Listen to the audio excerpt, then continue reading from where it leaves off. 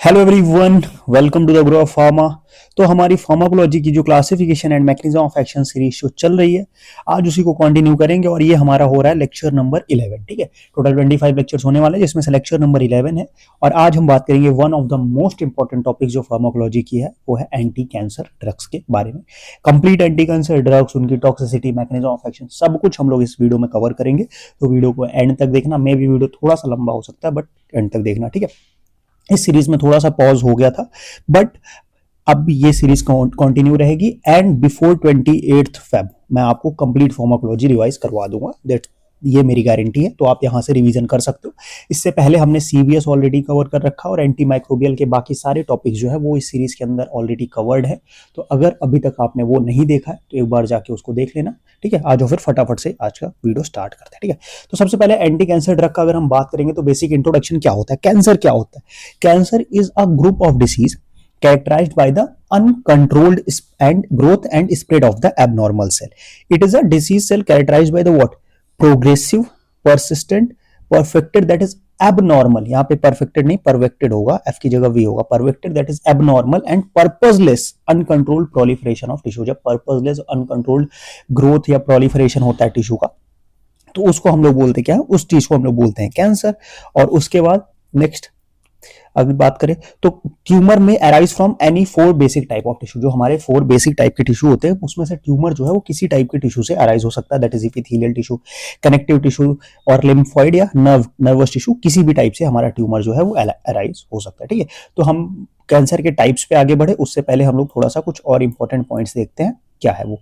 ठीक है, तो सबसे पहले क्या है उसमें कि अगर आपसे ये पूछा जाए कि सबसे कॉमन टाइप के कैंसर्स कौन से हैं। ठीक है, सबसे कॉमन टाइप के कैंसर अगर हम बात करें किसमें, मेन में। ठीक है, तो मेन में जो सबसे कॉमन टाइप का कैंसर है वो कौन सा है, वो है लंग कैंसर। मेन में कौन सा है, लंग कैंसर।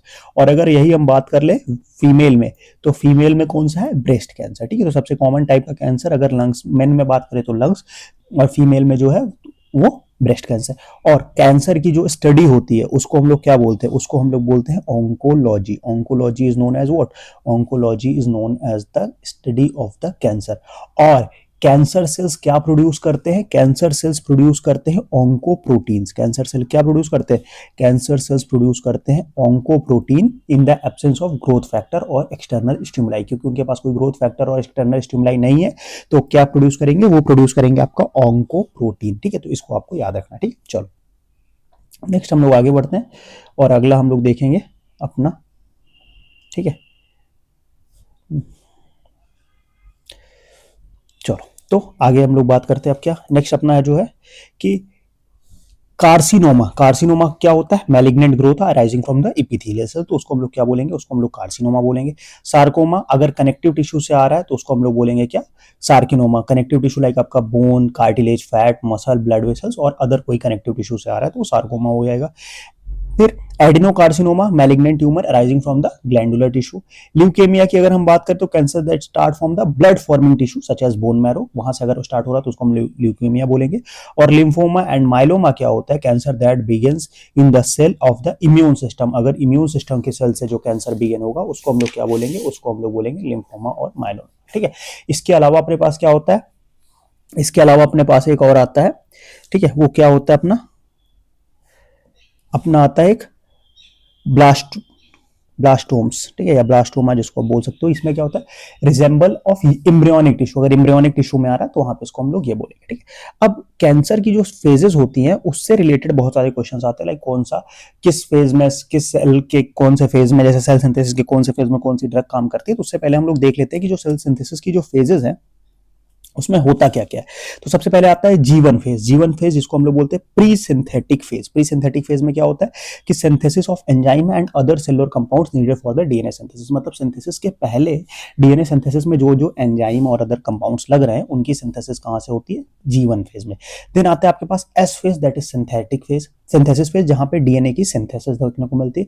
फिर आता है G2 phase, that is pre mitotic phase. इसमें क्या होता है कि synthesis of the cellular components for mitosis, that is pre synthetic phase में जो सिंथेसिस डीएनए सिंथेसिस के लिए जो लग रहा था वो हो रहा था। प्री माइटोटिक फेज में क्या हो रहा है कि cellular components required for the mitosis that is protein and RNA synthesis. Then आता है आपके पास M phase that is mitotic phase, यहाँ पे माइटोटिक सेल डिवीजन देखने को मिलता है। देन आपके पास आता है जी नॉट फेज जिसको हम लोग रेस्टिंग फेज भी बोलते हैं। यहाँ पे क्या होता है, यहाँ पे सेल स्टॉप डिवाइडिंग टेम्परेली और परमानेंटली, आइदर टेम्परेली स्टॉप होंगे या परमानेंटली। अब हर फेज में अलग अलग ड्रग काम करती है, कौन कौन सी ड्रग कहाँ कहाँ काम करती है फटाफट से हम लोग उसको देख लेते हैं। तो लाइक अगर हम जीवन फेज में बात करें तो जीवन फेज में आपकी विनब्लास्टिन काम करती है। एस फेज में बात करें तो मेथोट्रेक्सेट, सेटाराबिन, ये सारी ड्रग्स काम करती है। जी टू फेज में आपकी ये ड्रग काम करती है।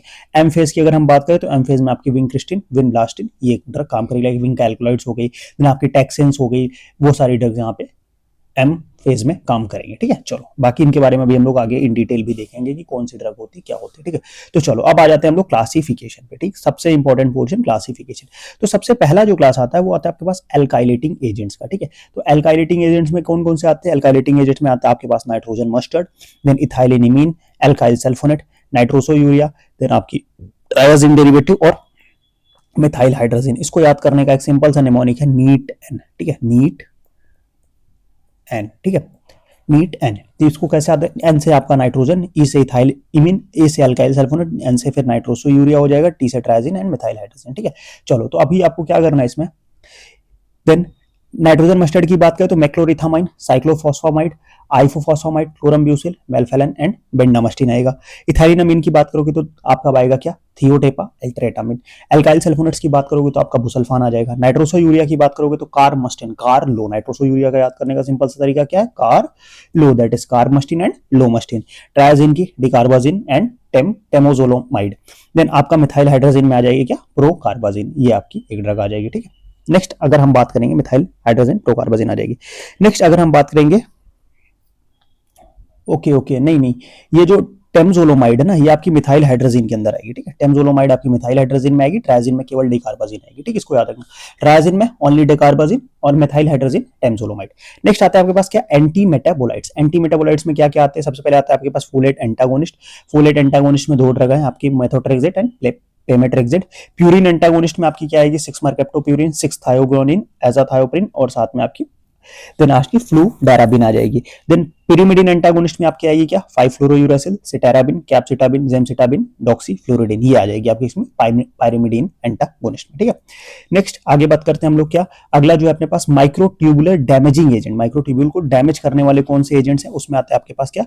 विंका एल्कोलाइड्स आएगा एंड टैक्सेंस आएगा। देन विंका एल्कोलाइड्स की अगर हम बात करेंगे तो कौन सी वहां पे आ जाएगी? विंक्रिस्टिन, विनब्लास्टिन। देन टैक्सेंस की बात करेंगे तो आपके पास क्या आ जाएगी? पैक्लिटेक्सेल एंड डोसीटेक्सेल। ठीक है, ये आ जाएगी आपके पास। फिर आता है आपके पास क्या? Topoisomerase 2 inhibitor, topoisomerase 2 inhibitor, topoisomerase 1 inhibitors, इसमें आपकी ड्रग्स आ जाएंगी। देन एंटीबायोटिक्स आ जाता है और साथ में कुछ मिसलेनियस ड्रग्स आ जाती है। ठीक है, टोपोआइसोमरेज 2 इनहिबिटर कौन सी आएगी? टोपसाइड, टिनोपसाइड आ जाएगी। देन अगर हम बात करेंगे इनको हम लोग और किस नाम से जानते हैं? इनको हम लोग जानते हैं, इनको हम लोग इपिडोफाइलो टॉक्सिन के नाम से जानते हैं। ठीक है, इपिडोफाइलोटॉक्सिन के नाम से जानते हैं। देन टोपोआइसोमरेज 1 इनहिबिटर में आ जाएगी क्या? टोपोटेकेन और इरिनोटेकेन आ जाएगी। ठीक है, उसके बाद इसको हम लोग किस नाम से जानते हैं? इसको हम लोग कैम्पोथेसिन एनालॉग के नाम से भी जानते हैं किसको? टोपोआइसोमरेज 1 इनहिबिटर्स को। ठीक है, बाकी फिर ये एंटीबायोटिक्स है एंड मिसलेनियस है, इसको अगर आप याद रखते हो तो ठीक है, नहीं भी याद रखते हो तो भी कोई दिक्कत नहीं, बट ये जो स्पेसिफिक क्लास है इनको ना भूलना। ठीक है, तो ये ठीक है, इनको अगर आप याद रख लो तो ठीक, नहीं तो बाकी सारी जो स्पेसिफिक क्लास है वो याद रखना। ठीक है, और यहाँ पे देखो एक चीज, यहाँ पे टेबल में देख के आप कंफ्यूज मत होना कि जो माइक्रोट्यूब्यूल डैमेजिंग एजेंट्स है ना, वो ऐसा नहीं कि सारे माइक्रोट्यूब्यूल डैमेजिंग एजेंट्स है, केवल एक मिनट, केवल ये आपके जो विंका एल्कोलाइड एंड टैक्सेंस जो है ना, यही माइक्रोट्यूब्यूल डैमेजिंग एजेंट्स में, बाकी ये अलग क्लास है। ठीक है, देन आपकी ये जो दो क्लासेस हैं ये अलग हैं। ठीक है, topoisomerase 2 inhibitor that is epipodophyllotoxin and then topoisomerase 1 inhibitor that is camptothecin analogues. ठीक है, चलो नेक्स्ट आगे बढ़ते हम लोग। अब कुछ अलग स्पेसिफिक क्लास होती है लाइक टारगेटेड ड्रग्स की अगर हम बात करें तो जो स्पेसिफिक एंजाइम्स को टारगेट करती हैं वो कौन कौन सी है? BCR ABL tyrosine kinase inhibitor में आएगी कौन सी? इमेटिनिब, डेसाटिनिब एंड निलोटिनिब आ जाएगी। ईजीएफ एचईआर रिसेप्टर इनहिबिटर्स में आएगी जेमेटिफिनिब, इरलोटिनिब, सेटुक्सिमैब, ट्रेस्टुजिमैब एंड लैपेटिमैब। देन आ जाएगा आपका एंजियोजेनेसिस इनहिबिटर में आएगी आपकी कौन सी? एंजियोजेनेसिस सुनिटिनिब, सोराफेनिब आ जाएगी। ठीक है, देन आपका प्रोटियासोम इनहिबिटर्स में आपकी एक ड्रग आएगी बोट कोजोमिब। देन आएगी आपकी CD20 इनहिबिटर में कौन सी आ जाएगी? आपकी रिटुक्सीमैब। ठीक है, रिटुक्सीमैब। तो ये इतना है, ठीक है। नेक्स्ट आगे बात करते हैं हम लोग क्या, अगला अपने पास आता है हार्मोनल ड्रग्स, ड्रग्स जो हार्मोनल सिस्टम को अल्टर करके काम करती है, ठीक है। ये आपका काम आएगा कहाँ पे ना, यहाँ पे तो काम आ ही रहा है, फिर जब अभी आप हार्मोन्स का पोर्शन पढ़ोगे ना तो वहां पे भी आपको ये चीजें याद करनी पड़ेंगी, तो आप दोनों जगह से कोरिलेट करके याद कर सकते हो। ग्लूकोकॉर्टिकॉइड में आ जाएगी प्रेडनिसोलोन और अदर जो ड्रग्स हैं इस क्लास की। एस्ट्रोजन में आ जाएगी फॉस्फेस्टेरॉल और ethylene ethinyl ethenyl estradiol. Selective estrogen receptor modulators, इसमें आएगी आपकी क्या, tamoxifen. Selective estrogen receptor down regulator, इसमें आएगी आपकी क्या, फुलस्ट्रेंट। एरोमेटेज इनहिबिटर में कौन सी ड्रग आएगी, लेट्रोजोल एनेस्ट्रोजोल आ जाएगी। एंटी एड्रोजन की बात करें तो फ्लूटामाइड एंड बिक्लूटामाइड आ जाएगी। 5 अल्फा रिडक्टेज इनहिबिटर जो है उसमें कौन सी आएगी, फिनेस्टराइड एंड ड्यूटेस्टराइड आ जाएगी। जीएनआरएच एनालॉग्स में आपकी क्या आएगी, नेफेरोलिन, ट्रिप्टोरेलिन एंड लियोपोरेलिन। प्रोजेस्टिन्स की बात करें तो हाइड्रोक्सी प्रोजेस्ट्रॉन एसीटेट इसमें आ जाएगा, ठीक। तो ये कुछ हार्मोनल ड्रग्स हैं जो आपकी कैंसर के लिए काम होती है। अब हम बात करेंगे मैकेनिज्म ऑफ एक्शन। सबसे पहला जो मैकेनिज्म ऑफ एक्शन है वो किसकी है, वो है आपका एल्काइलेटिंग एजेंट्स का, ठीक है। तो एल्काइलेटिंग एजेंट्स क्या होते हैं, दीज कंपाउंड प्रोड्यूस क्या करते हैं, highly reactive carbonium ion intermediate को प्रोड्यूस करते हैं, जो ट्रांसफर करता है किसको, एल्काइल ग्रुप्स को टू मैक्रोमोलिक्यूलर टू सेलुलर मैक्रोमोलिक्यूल्स में ट्रांसफर करता है, और कौन सा बॉन्ड बनाता है, कोवैलेंट बॉन्ड। और यहाँ पे जो पोजीशन होती है 7 ग्वानिन होती है, the position of 7 guanine residues in DNA is specifically susceptible. मतलब क्या होता है, यहाँ जो ट्रांसफर होता है वो किसमें होता है, स्पेसिफिकली 7 ग्वानिन पोजीशन पे होता है।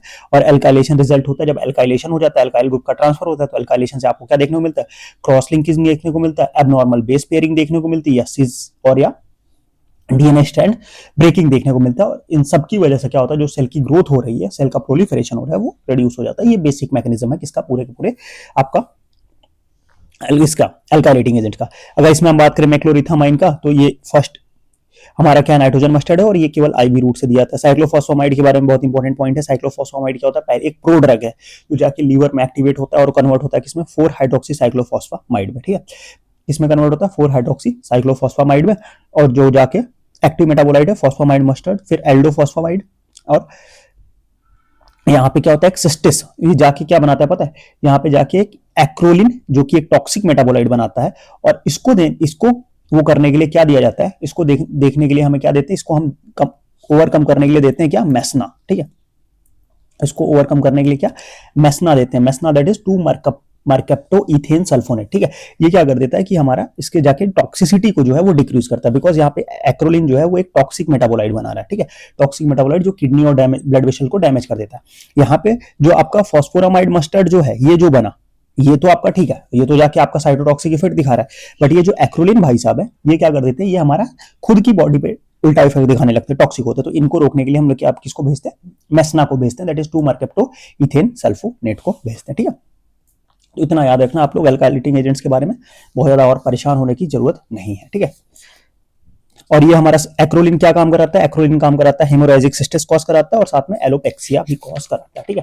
तो ये आपको याद रखना है। नेक्स्ट अगर हम बात करें तो प्लेटिनम कोऑर्डिनेशन कॉम्प्लेक्सेस की अगर हम बात कर ले, तो सबसे पहले क्या होता है, इट हाइड्रोलाइसिस इंट्रासेलुलरली। ये इंट्रासेलुलरली क्या होता है, हाइड्रोलाइज होता है, और क्या प्रोड्यूस करता है, हाईली रिएक्टिव मॉइटी प्रोड्यूस करता है, जो क्रॉस लिंकिंग कराती है डीएनए की, कहां पे, N7 of guanine residue, 7th portion of guanine residue पे ये वो कराता है। और it can also react with SH group of cytoplasmic nuclear, ठीक है। तो इसको आपको याद रखना, मतलब सिंपल सा अगर मैं बात करूं, देखो छोड़ो इनको, छोड़ो, हम ऐसे मैकेनिज्म ऑफ एक्शन हम सिंपल समझते हैं, ऐसे राइटिंग वाइटिंग में थोड़ा सा मजा नहीं आ रहा। देखो अब मैं बताता हूं आपको एक एक करके मैकेनिज्म ऑफ एक्शन फटाफट से, ठीक है। सबसे पहला सिस्प्लेटिन। सिस्प्लेटिन क्या होता है, सेल के अंदर आया सिस्प्लेटिन, एक हाईली रिएक्टिव प्लेटिनम कॉम्प्लेक्स बनाया, सेल के अंदर आया, हाईली रिएक्टिव क्या बनाया, प्लेटिनम कॉम्प्लेक्स बनाया। देन फिर उसके बाद क्या होगा, इंट्रास्ट्रैंड एंड इंटरस्ट्रैंड एंड इंटरस्ट्रैंड जो डीएनए है उसकी क्या हो जाएगी, उसकी क्रॉस लिंकिंग हो जाएगी। इंट्रास्ट्रैंड एंड इंटरस्ट्रैंड डीएनए की क्रॉस लिंकिंग हो जाएगी, और जिसकी वजह से हमें क्या देखने को मिलेगा, जो डीएनए है वो डैमेज हो जाएगा, सिंपल सी बात है, ठीक है। इसके बाद सेल प्रोलिफरेशन इनहिबिट हो जाएगा, ठीक। तो क्या होता है, एक हाईली रिएक्टिव प्लेटिनम कंपाउंड बनाता है, और वो होता है, बट इसका जो इतने भी प्लेटिनम कंपाउंड है, सिस्प्लेटिन जो है, कार्बोप्लेटिन है, इसको हम लोग यूज कम करते हैं, बिकॉज इसमें क्या होता है, हाई एमएसएस देखने को मिलती है और हाई नेफ्रोटॉक्सिसिटी देखने को मिलती है, ठीक है। और ये हमारा सबसे ज्यादा जो यूज होता है किसके अगेंस्ट में यूज होता है, टेस्टिकुलर कैंसर के अगेंस्ट में बहुत पावरफुल होता है ये, टेस्टिकुलर कैंसर के अगेंस्ट में, ठीक। तो ये पूरा का पूरा मैकेनिज्म था किसका, प्लेटिनम कंपाउंड्स का। नेक्स्ट अगर हम बात कर ले किसके बारे में, एंटी मेटाबोलाइट्स के बारे में, ठीक है। एंटी मेटाबोलाइट्स की अगर हम बात कर ले तो एंटी मेटाबोलाइट्स में क्या है अपना, एंटी मेटाबोलाइट्स ड्रग जो है वो किस फेज में काम करते हैं, एस फेज में, सेल साइकिल के वो एस फेज में काम करते हैं एंटी मेटाबोलाइट्स, ठीक है। एंटी मेटाबोलाइट जो है वो अपने सेल साइकिल के एस फेज में काम करते हैं, ठीक है। देन दूसरा इसमें सबसे पहले जो होता है methotrexate, that is folate antagonist जो क्लास आती है। मेथोट्रेक्सेट जो है, फोलेट एंटागोनिस्ट की जो मेथोट्रेक्सेट है, ये क्या है, ये सबसे commonly used anti cancer drug है, most commonly used anti cancer drug है कौन सी, मेथोट्रेक्सेट। अब मेथोट्रेक्सेट काम कैसे करता है, अगर आपने पढ़ा होगा, स्टार्टिंग में ही हमने पढ़ा था जब हम सल्फोनिल यूरिया पढ़ रहे थे, सल्फोनामाइड्स, तो हमने एक चीजें पढ़ी थी, क्या पढ़ा था हमने पढ़ा था कुछ अच्छी चीज पढ़ी थी, क्या पढ़ा था, हमने पढ़ा था कि डाईहाइड्रोफोलिक एसिड जो था वो कन्वर्ट हो रहा था किसमें, टेट्राहाइड्रोफोलिक एसिड में, और बीच में एंजाइम काम कर रहा था कौन सा, डाईहाइड्रोफोलेट रिडक्टेज काम कर रहा था। उसके बाद ये जो टेट्राहाइड्रोफ्लोरिक एसिड है ये किसमें काम कर रहा था, ये काम कर रहा था आपका प्यूरिन और पिरिमिडीन के सिंथेसिस में, और जिसकी वजह से डीएनए और आरएनए की सिंथेसिस हो रही थी, प्यूरिन एंड यहाँ पे पिरिमिडीन की भी सिंथेसिस हो रही थी, जिसकी वजह से डीएनए और आरएनए की सिंथेसिस हो रही है। तो ये जो हमारा मेथोट्रेक्सेट है वो क्या करता है, ये जो फोलेट डाईहाइड्रोफोलेट रिडक्टेज जो भाई साहब हैं इनको वो इनहिबिट कर देगा, और जब वो डाईहाइड्रोफोलेट रिडक्टेज इनहिबिट हो जाएंगे तो ना प्यूरिन बनेगा ना पिरिमिडीन बनेगा, और जब ना प्यूरिन बनेगा ना पिरिमिडीन बनेगा तो काम कैसे होगा, सिंपल सी बात है, इसको आपको याद रखना, इतने में आपका काम हो जाएगा, ठीक है। Basic basic basic, okay. Next, अब अगर हम आगे बात करें तो और एक इंपॉर्टेंट जो अपने पास मैकेनिज्म ऑफ एक्शन आता है वो किसमें आता है, वो आता है हमारे पास फ्लोरोयूरासिल का, ठीक है। फ्लोरोयूरासिल का जो मैकेनिज्म ऑफ एक्शन आता है वो भी थोड़ा सा इंपॉर्टेंट है, उसको समझ लेते हैं। देखो फ्लोरोयूरासिल अंदर जाके, फ्लोरोयूरासिल भी प्रोड्रग के टाइप में काम करता है और अंदर जाके एक एक्टिवेट बनाता है, एक्टिवेट होता है और किसमें कन्वर्ट होता है, कन्वर्ट होता है five fluoro two deoxy uridine two D wait a minute deoxy two deoxy uridine, ठीक है, 5-फ्लोरो 2-डीऑक्सी यूरिडीन और मोनोफॉस्फेट ये बनाता है। और ये इनहिबिट किसको करते हैं, ये इनहिबिट करते हैं थायमिडिलेट सिंथेटेज को, किसको इनहिबिट करते हैं, थायमिडिलेट सिंथेटेज को। और जब ये थायमिडिलेट सिंथेटेज को इनहिबिट कर देंगे तो जो डीऑक्सी यूरिडिलिक एसिड है, क्या होता था, डीऑक्सी यूरिडिलिक एसिड कन्वर्ट होता था डीऑक्सी थायमिडिलिक एसिड में, ठीक है, डीऑक्सी यूरिडिलिक एसिड वो कन्वर्ट हो रहा था किसमें, डीऑक्सी थायमिडिलिक एसिड में, डीऑक्सी थायमिडिलिक एसिड में। और ये कन्वर्जन करवा कौन रहा था, थायमिडाइल सिंथेटेज, और इसके बाद इसके वजह से फिर होती थी डीएनए की सिंथेसिस, और ये जाके पूरे के पूरे को रोक देगा, सिंपल सी बात है। ये इसका मैकेनिज्म ऑफ एक्शन है किसका, 5-फ्लोरोयूरासिल। इसका एक्टिव फॉर्म याद रखना, 5-फ्लोरो 2-डीऑक्सी यूरिडीन मोनोफॉस्फेट, आपका काम जो है वो हो जाएगा। नेक्स्ट अगर हम आगे बात करें प्लांट प्रोडक्ट्स में आ जाओ, तो प्लांट प्रोडक्ट्स में आता है आपका क्या, विंक एल्कलॉइड्स। विंक एल्कलॉइड्स में आते हैं आपके पास क्या, विनक्रिस्टिन, विनब्लास्टिन। अब ये विनक्रिस्टिन और विनब्लास्टिन जो है ये क्या काम करेंगी, ये जाके बाइंड करते हैं किसके साथ, ये बाइंड करती हैं बीटा ट्यूबुलिन के साथ, ठीक है, बीटा ट्यूबुलिन के साथ बाइंड करेंगी तो ड्रग ट्यूबुलिन कॉम्प्लेक्स बन गया। और ड्रग ट्यूबुलिन कॉम्प्लेक्स जाके काम क्या कराता है, ये ड्रग ट्यूबुलिन कॉम्प्लेक्स डिसरप्शन करा देता है किसका, माइटोटिक स्पिंडल का, माइटोटिक स्पिंडल का डिसरप्शन देखने को मिलता है। और जब माइटोटिक स्पिंडल का डिसरप्शन हो गया तो जो क्रोमोसोम्स हैं वो सेपरेट नहीं हो पाएंगे, chromosomes fail to move apart during the mitosis, और उसकी वजह से हमें देखने को मिलेगा क्या, मेटाफेज अरेस्ट। क्यों क्या कराते हैं ये कराते हैं मेटाफेज अरेस्ट, ठीक है।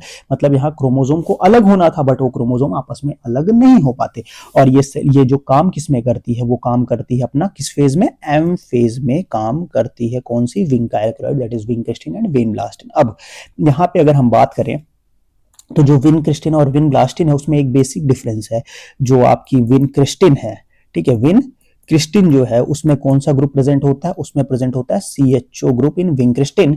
और जबकि जो आपकी विनब्लास्टिन है वो उसमें कौन सा ग्रुप प्रेजेंट होता है, उसमें आपका प्रेजेंट होता है CH3 ग्रुप इन विनब्लास्टिन। ठीक है, समझ गए बात को। नेक्स्ट अपने पास आता है क्या, टैक्सेन। टैक्सेंस में दैट इज पैक्लीटैक्सेल। ठीक है, टैक्सेंस में जो आता है पैक्लीटैक्सेल। अब अगर हम बात करें टैक्सेंस की, तो टैक्सेंस कौन सी क्लास की है, टैक्सेंस आपकी डाइटरपीन क्लास के अंदर आती है। टैक्सिन आते हैं आपके इसमें डाइटरपीन्स क्लास में। और जो हमारी पैक्लीटैक्सेल जो ड्रग है वो किस में मिलती है, वो हमें मिलती है कहां से, वो bark of the yew tree से, हमें यू ट्री के बार्क से मिलती है पैक्लीटैक्सेल ड्रग। अब पैक्लीटैक्सेल का भी मैकेनिज्म ऑफ एक्शन जो है ना वो विंका एल्कलॉइड्स के जैसा ही सिमिलर ही है। ठीक है, बहुत कुछ खाता, दोनों भाई बहन है। तो क्या करते हैं, पैक्लीटैक्सेल भी जाके किससे बाइंड करती है, ये भी जाके बीटा ट्यूबुलिन से बाइंड कर देती है। ठीक है, और बीटा ट्यूबुलिन पे बाइंड करके वो क्या काम कर रही थी, वो माइटोटिक स्पिंडल को क्या कर रही थी, इनहिबिट कर रही थी। ये क्या करेगा ना, ये पॉलीमराइजेशन जो वहां पे हो रहा है उसको इंक्रीज कर देगा। इंक्रीज कर देगा किसको, पॉलीमराइजेशन को। और जब पॉलीमराइजेशन बने, इंक्रीज हो गया, जब बहुत ज्यादा होने लगेगा तो एबनॉर्मल माइक्रोट्यूब्यूल्स बन जाएंगे। वो बनने ही नहीं दे रहा था, ये एबनॉर्मल बना देगा। और जब एबनॉर्मल बन गए तो अपने आप से क्या हो जाएगा, माइटोसिस जो है वो रुक जाएगी। और जब माइटोसिस रुक गई तो जो सेल है उनकी डेथ हो जाएगी। तो ये बेसिक मैकेनिज्म किसका था, टैक्सेंस का। सिंपल सी बात है।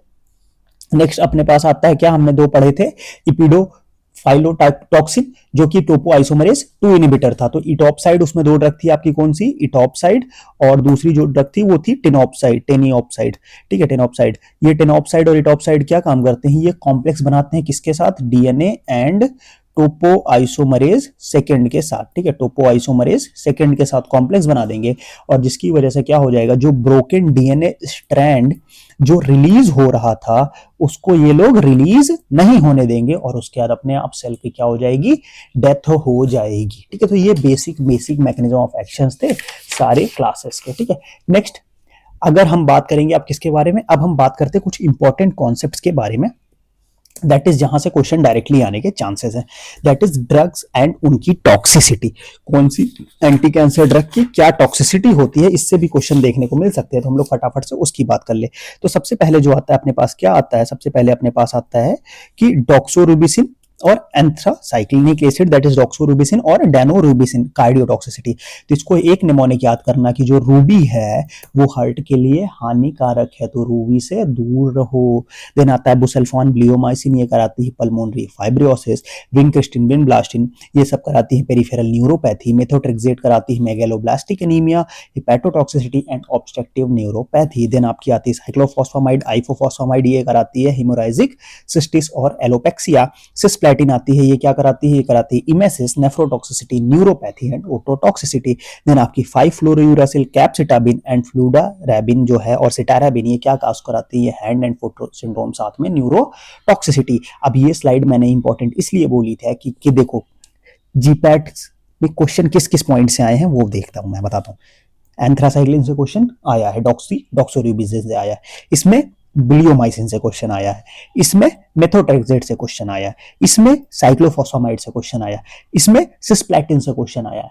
क्या उनका एडवर्स इफेक्ट क्या, तो बहुत ही इंपॉर्टेंट पॉइंट है भाई ये, इसको छोड़ना मत, छोड़ोगे तो लॉस में रहोगे। ठीक है, नेक्स्ट अगला अगर हम बात करें अपना, नेक्स्ट जो है वो क्या है, 6 मर्केप्टोप्यूरिन दैट इज 6 थायोगुआनिन, ये क्या कॉज कराती है, हेपेटोटॉक्सिसिटी कॉज कराती है। Paclitaxel vincristine peripheral neuropathy and hyper sensitivity cause कराती है। डॉक्सीटैसल पेरिफेरल न्यूरोपैथी और फ्लूइड रिटेंशन कॉज कराएगी। देन आपकी इर्नोटेकेन एंड जेमसिटाबिन जो है वो क्या कराएंगी, डायरिया कॉज कराएंगी। डॉक्सीफ्लोरिडिन जो है वो क्या कॉज कराएगी, bone marrow depression and hearing loss और न्यूराइटिस देखने को मिलती है।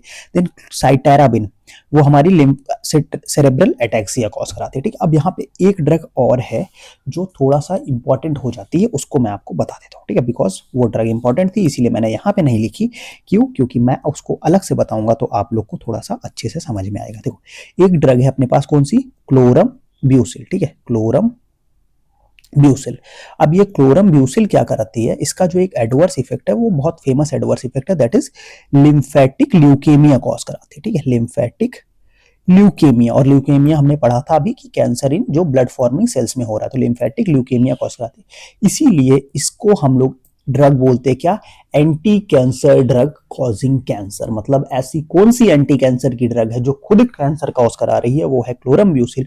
लिम्फेटिक ल्यूमिया, दैट इज ये क्या कॉज कराती है, सेकेंडरी कैंसर कॉज कराती है। ठीक है, तो इसको याद रखना, इंपॉर्टेंट पॉइंट है, मिस मत करना। ठीक है, अब देखो टॉक्सिसिटी तो हमने देख ली, अब हम देख लेते हैं कि ड्रग ऑफ चॉइस कौन कौन सी किस किस के लिए होती है, कि अगर किसी टाइप का कैंसर है तो हमें उसके लिए कौन सी ड्रग ऑफ चॉइस होनी चाहिए, वो हम लोग देख लेते हैं। ड्रग एंड टॉक्सिसिटी तो हमने देख ली। ठीक है, चलो ये इससे भी क्वेश्चन पूछा जाता है कि इस कैंसर के लिए हम कौन सी ड्रग देंगे, इस कैंसर के लिए कौन सी ड्रग देंगे, तो इससे भी क्वेश्चन पूछा जाता है। तो सबसे पहले आते हैं अपने पास ब्रेन ट्यूमर। ब्रेन ट्यूमर के लिए हम लोग क्या देते हैं, नाइट्रोसो यूरिया देते हैं। देन आता है लंग कैंसर, लंग कैंसर के लिए क्या देते हैं, साइक्लोफॉस्फामाइड देते हैं। Then ovarian testicular carcinoma and multiple myeloma देखने को मिलता है, इसके लिए हम लोग क्या देते हैं, मेल्फेलन देते हैं। एक्यूट माइलॉइड ल्यूकेमिया, इसके लिए हम लोग क्या देते हैं, सेटाराबिन और प्लस आइडारूसिन एंड डैनोरूबिसिन का कॉम्बिनेशन देखते हैं। देन आपका कैंसर टेस्टिस का कैंसर जो है उसके लिए हम लोग ब्लियोमाइसिन, सिस्पेटिन एंड इटॉक्साइड का कॉम्बिनेशन देते हैं। देन हॉटस्किन डिसीज 1 2 3 4 स्टेजेस में हम लोग क्या देखते हैं, डॉक्सोरूबिसिन, ब्लियोमाइसिन, विनब्लास्टिन एंड डिकार्बाजिन देते हैं। ठीक है, नेक्स्ट अपने पास आता है क्या, माइलॉइड ल्यूकेमिया। अगर आपके पास क्या है, क्रोनिक माइलॉइड ल्यूकेमिया है तो हम लोग क्या देंगे, बुसल्फान देंगे। विल्म्स ट्यूमर है अगर, तो विल्म्स ट्यूमर में हम लोग क्या देते हैं, विल्म्स ट्यूमर में हम लोग सर्जरी का ऑप्शन है plus radiotherapy followed by the vincristine and actinomycin. Chronic myeloid leukaemia है तो क्लोराम्ब्यूसिल देंगे। और breast carcinoma tamoxifen, prostate carcinoma estrogen, colon cancer 5 fluorouracil, leucovorin and ऑक्सीप्लेटिन देंगे। देन आपका अगर हम बात करेंगे पैनक्रियाटिक कार्सिनोमा, जेमसेटाबिन देंगे। देन आपका नॉन हॉटस्किन लिम्फोमा, साइक्लोफॉस्फामाइड, देन हाइड्रोक्सीडानोरूबिसिन, ओंकोविन और प्रेडनिसोलोन, रिटुक्सिमैब, ढेर सारी ड्रग यहाँ पे दी जाती है। इसको हम लोग याद रखने का एक सिंपल सा नमोनिक क्या है, चॉपर। नॉन हॉटस्किन लिम्फोमा में क्या चला दो, चॉपर चला दो। ठीक है, तो चॉपर का क्या मतलब हो गया, सी से साइक्लोफॉस्फामाइड, एस से हाइड्रोक्सीडानोरूबिसिन, ओ से ओंकोविन, प्रेडनिसोलोन। यहाँ चॉपर पी भी रहेगा बीच में ना, चॉपर में पी तो मिस ही हो गया, तो चॉपर में आपका प्रेडनिसोलोन आ जाएगा, देन आर से रिटुक्सीमैब आ जाएगी। ठीक है, तो इस तरीके से आप याद रख सकते हो कि कौन सी किसके लिए ड्रग ऑफ चॉइस है। ठीक है, तो इसी के साथ हमने एंटी कैंसर का जो पोर्शन था, मेजर पोर्शन, वो हमने कवर कर दिया। अब अभी आपको इसमें बहुत सारी चीजें लग रही होंगी कि यार मैंने बहुत सारी चीजें बता दी, आपको याद क्या क्या रखना है। सबसे पहले आप याद रखो क्लासिफिकेशन, देन याद रखो जो बेसिक टर्म्स हैं, लाइक कौन से कैंसर को क्या बोलते हैं। उसके बाद जो मैकेनिज्म ऑफ एक्शन में बेसिक बेसिक पोर्शंस थे ना, लाइक ये एक्टिव बन रहा था, किसमें इस फॉर्म में एक्टिव हो रहा था, देन वो किसको इनहिबिट कर रहा था, ये बेसिक बेसिक पोर्शन इतना याद रखोगे। और एट द एंड जो इंपॉर्टेंट एडवर्स इफेक्ट है, टॉक्सिसिटी है। ठीक है, तो वीडियो कैसा लगा, पॉइंट्स क्लियर हुए कि नहीं हुए, मुझे कमेंट बॉक्स में जरूर बताना। साथ ही जाके व्हाट्सएप ग्रुप ज्वाइन करो, इंस्टाग्राम पर फॉलो करो, टेलीग्राम चैनल भी ज्वाइन कर सकते हो। और भी किसी टॉपिक पे आपको वीडियो चाहिए, बिकॉज अब एग्जाम में टाइम बहुत कम है, तो मेरे को कमेंट बॉक्स में बताना, तो मैं उस पर भी आपको वीडियो बना दूंगा। ठीक है, नोट्स आप हमारी वेबसाइट से डाउनलोड कर सकते हो। क्विज क्वेश्चन प्रैक्टिस के लिए आप फ्री ऑफ कॉस्ट जाओ, वेबसाइट पे बहुत सारे क्वेश्चन आप प्रैक्टिस करो। एंड अगर आपको अपना last minute revision and planning में कोई इशू हो रहा है तो आप मेरे को डायरेक्टली मेंटरशिप सेशन बुक कर सकते हो इस वेबसाइट से, और या तो आप डायरेक्टली व्हाट्सएप के थ्रू भी कनेक्ट कर सकते हो। ठीक है, तो फिर आज का वीडियो हम लोग यहीं एंड करेंगे, मिलते हैं नेक्स्ट वीडियो में, तब तक के लिए बाय बाय।